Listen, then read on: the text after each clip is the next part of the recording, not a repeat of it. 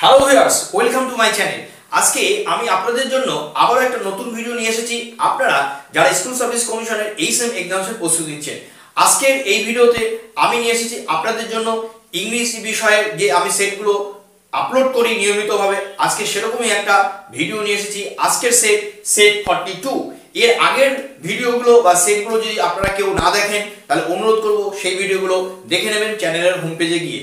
আর এই ভিডিও যদি প্রথমবারের জন্য বা এই চ্যানেল প্রথমবারের জন্য আপনারা কেউ ভিজিট করেন তাহলে অনুরোধ করব চ্যানেলটি সাবস্ক্রাইব করবেন আর পাশে থাকা নোটিফিকেশন বেলটি প্রেস করতে ভুলবেন না। আর এই ভিডিও যদি আপনাদের ভালো লাগে আপনারা অন্তত লাইক করবেন, কারণ আপনাদের লাইক বা আপনাদের পছন্দ আমাকে অনুপ্রেরণা দেয় আবার নতুন নতুন ভিডিও তৈরি করতে। তাহলে আজকে দেখে নিই এই ভিডিওতে আপনাদের জন্য কি কি প্রশ্ন রয়েছে। তাহলে এবার দেখে নিই আমাদের জন্য এই ভিডিওতে কি কি প্রশ্ন রয়েছে। আজকের প্রথম প্রশ্ন, কোশ্চেন নাম্বার 1, দেখুন, speech delivered without any previous preparation is. এই ধরনের স্পিচকে আমরা কি বলতে পারি? আমাদের জন্য চারটি অপশন আছে, দেখে নেব। Option A prologue, option B impromptu, option C an extemporary, and option D both B and C। তাহলে speech delivered without any previous preparation is, এই ধরনের স্পিচ কে আমরা কি বলি? তাহলে এখানে যে চারটি অপশন আছে তার মধ্যে সঠিক অপশন হবে অপশন ডি, তার কারণ both impromptu and an extemporary এই দুটোই কিন্তু সঠিক, তাই আমরা অপশন ডি তে দাগ দেব। এবার আমরা দেখে নেব পরবর্তী প্রশ্ন বা কোশ্চেন নাম্বার 2। সেকেন্ড কোশ্চেন কি আছে দেখুন, I spoke to the boy dash he was standing alone in the class। এখানে একটা গ্যাপ আছে, আমাদের গ্যাপ লিংক করতে হবে। অপশন এ আছে কি when আছে, অপশন বি আছে where আছে, অপশন সি whenever আছে, আর অপশন ডি all। যদি তিনটে শব্দই বসানো যায় তাহলে আমাদের জন্য ডি অপশন আছে। কিন্তু আমরা দেখে নেব বাক্যটা আবারও, I spoke to the boy dash he was standing alone in the class। তাহলে এখানে আমাদের যে চারটি অপশন আছে তার মধ্যে সঠিক অপশন হবে অপশন এ, যেখানে লেখা আছে when। এবার দেখে নিই থার্ড কোশ্চেন, কোশ্চেন নাম্বার 3 কি আছে। the synonym of synopsis, খুব কমন একটা ওয়ার্ড।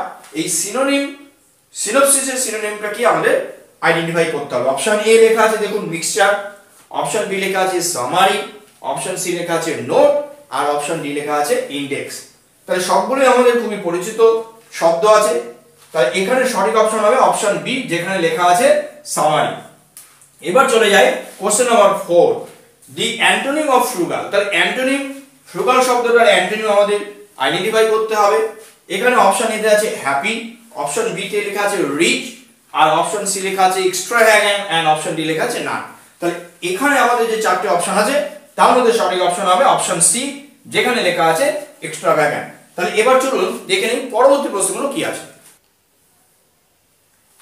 এবার দেখে নিই 5 নম্বর বা কোশ্চেন নাম্বার 5 বা 5th কোশ্চেন কি আছে দেখুন, what do I do should be known to my family no error. তাহলে প্রশ্ন থেকে আমরা বুঝতে পারছি যেটা একটা এরর কারেকশন আছে। এখানে একটা বাক্য আছে, বাক্যটাকে দেখুন চারটে পার্ট আছে এ বি সি ডি। যদি কোথাও কোনো গ্রামাটিক্যাল মিস্টেক না থাকে তাহলে আমাদের জন্য উত্তর হবে পার্ট ডি, যেখানে লেখা আছে নো এরর। আমরা বাক্যটা একটু দেখে নিই, what do I do, this is A part. B পার্টে আছে দেখুন শুড বি নোন, আর সি পার্টে আছে to my family, and D part আছে নো এরর।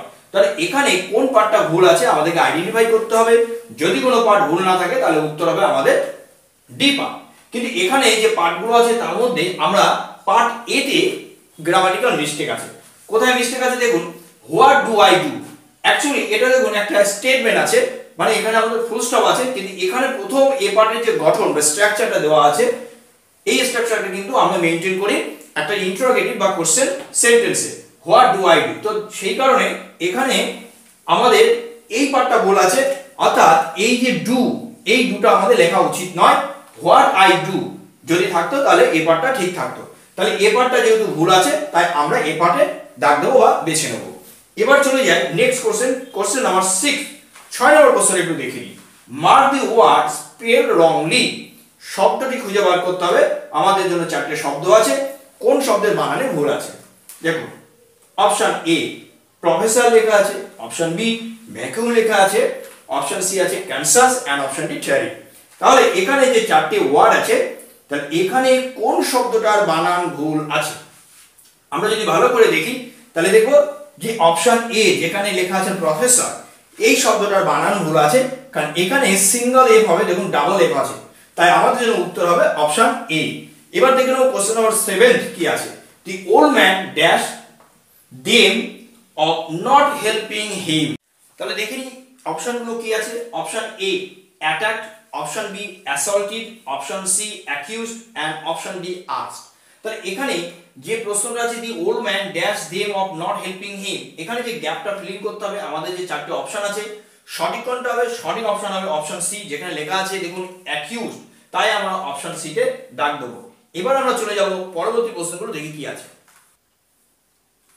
এবার দেখে নিই কোশ্চেন নাম্বার 8 বা 8 নম্বর প্রশ্ন কি আছে দেখুন। A room where dead bodies are kept for postmortem is, তাহলে যেখানে পোস্টমর্টেম করা হয় সেই ঘরটাকে কি বলা হয়। এখানে অপশন এ লেখা আছে দেখুন অবিচুয়ারি, অপশন বি লেখা আছে হসপিটাল, অপশন সি লেখা আছে মর্চুয়ারি এন্ড অপশন ডি লেখা আছে ওটি।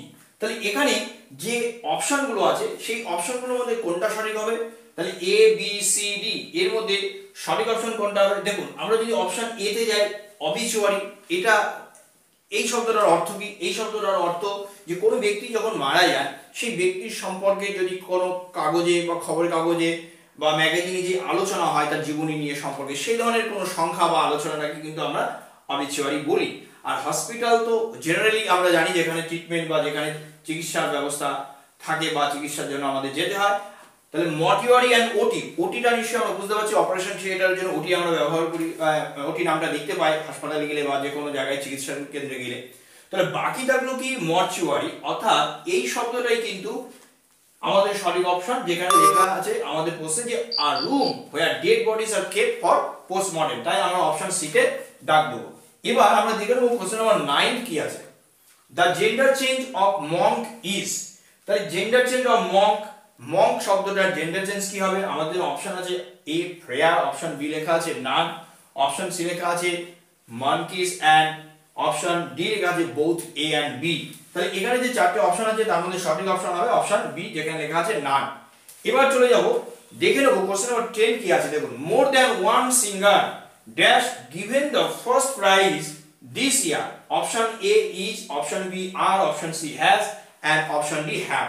তাহলে এখানে এই চারটে যে ভার্ব ফর্ম আছে আমাদেরকে ব্যবহার করতে হবে, যে শূন্যস্থান আছে। তাহলে দেখুন more than one singular, verb আর এগ্রিমেন্টের উপরে আমার বেশ কতগুলো ভিডিও আছে, আপনাদের যদি ইচ্ছে হয় বা আপনাদের যদি ভালো লাগে সেই ভিডিওগুলো দেখার মনে হয় যে আপনারা দেখতে চান, তাহলে আমার হোম পেজে গিয়ে সেই ভিডিওগুলো দেখে নিতে পারেন। আমি লেভেল ওয়াইজ ভার্ব আর এগ্রিমেন্ট নিয়ে আলোচনা করেছি, আশা করছি আপনাদের পরীক্ষার প্রশ্নে কাজে লাগবে। তাহলে এখানে দেখুন more than one singer dash given the first prize this year is are has have, আমার জন্য সঠিক অপশন কিন্তু হবে অপশন এ যেখানে দেখুন লেখা আছে ইচ। তাহলে আজকে এই যে 10টি প্রশ্ন এবং তার উত্তর নিয়ে আলোচনা করলাম, আশা করছি আপনাদের ভালো লেগেছে।